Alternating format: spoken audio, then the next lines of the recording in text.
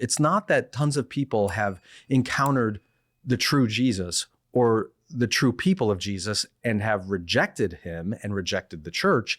It's that they've encountered a false Jesus, a fake version of Christianity, and a bastardized form of the church that has surrendered its birthright over to politics, Christian nationalism, or consumerism, and they're rejecting that. If people buy into Christian nationalism or the prosperity gospel, that's a win for the enemy because they're not actually following Jesus.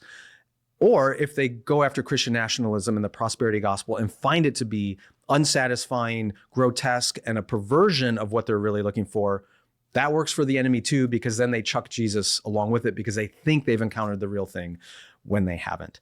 So what do we do? If that's the dynamic we're facing in a lot of the American church, how do we respond to that? How do you fight against that disillusionment? Two things.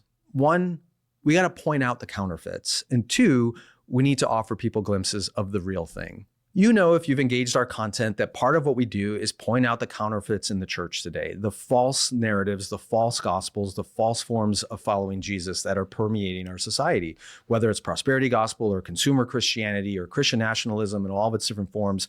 We point that stuff out a lot. We're not afraid to talk about it. We don't shy away from it. We think it's a real problem and people need to be made aware of it. But that's only part of the solution.